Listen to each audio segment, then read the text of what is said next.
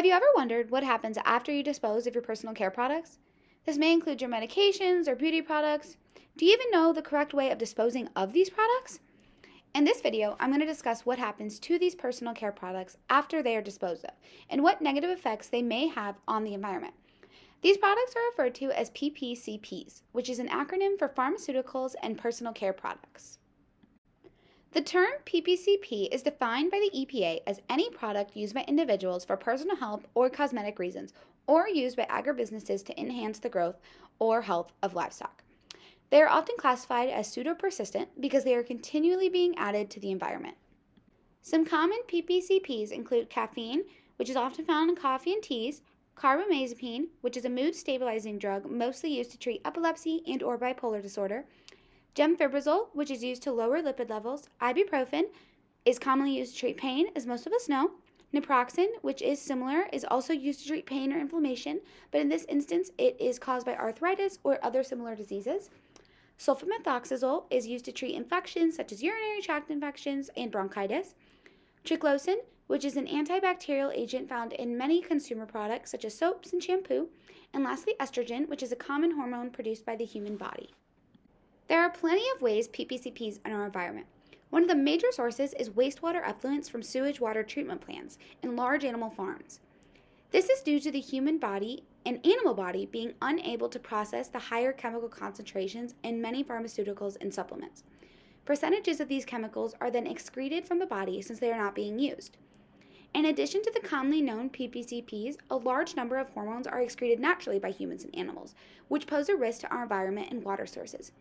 Humans are also known to dispose of their PPCPs incorrectly when they dump them in a sewer or in the trash. The problem of PPCPs entering the water sources is a large global and national issue that needs to be decreased. PPCPs have been continuously detected in many water sources, such as lakes, rivers, streams, etc. in the United States, but they have been found at very low levels. The low concentrations have led to the limited number of proposals to decrease PPCP pollution. However, these low levels could still affect aquatic life as well as plant life. Plants take in the polluted water, which may get into the edible part of the plant and circle back around to affecting the human population. Here's a flow diagram that helps show the process that PPCPs can go through that results in them being a problem for the environment. In the pink box at the top, we can see some previously mentioned PPCPs like antibiotics, hormones, prescriptions, fragrances, etc. One way a PPCP may end up in the environment is to either be centralized, which is going through a wastewater treatment plant, which we've already discussed, or decentralized, which is like septic tanks and sewage treatments. Once the PPCPs are centralized, they can either turn into biosolids, which then lead to the soil, or they could be turned into effluents that will then enter the water. If instead the PPCPs were decentralized, they could either be leached, which would result in them into the soil, or they could be leaked into the groundwater, which would lead them to larger sources of water. Once the PPCPs are in the soil, it is also possible that they could enter the runoff, which would also lead them to the water. The final result of PPCPs depends on their chemical properties and their chemical history. There are four main results shown in this diagram where a PPCP could result. The first is if the PPCPs degrade. It is also possible that if they are more hydrophobic compounds, they could sorb or bioaccumulate into tissue. And lastly, if they are more hydrophilic compounds, they may metabolize. Overall, the diagram is a great representation and a great visual image to actually see how the PPCPs could flow and the different directions that they could take, and how if we're not disposing of them correctly, they all do end up in the environment. So we need to take more effort towards actually disposing of them correctly and trying to limit the amount of them that are ending up in the environment. Lastly, we're just going to discuss how the EPA is actually responding to this environmental problem. So the EPA did once conduct a study into the occurrence of PPCP in fish tissue, and as you can see, this is called the National Pilot Study of PPCPs in Fish Tissue, and we can also see that it only ran from 2006 to 2009, showing that it is not currently active. After this, they then expanded their efforts to define characteristics of PPCP contaminants within the United States fish by conducting a national scale study of fish from urban areas' rivers. The study focused on concentration of musks in fillets from freshwater fish. Musks are a fragrance added to many personal care products such as lotions and or soaps. This study was known as the National Rivers and Streams Assessment, and as we can see, it also ran from 2008 to 2014, which is again showing that it is currently not active.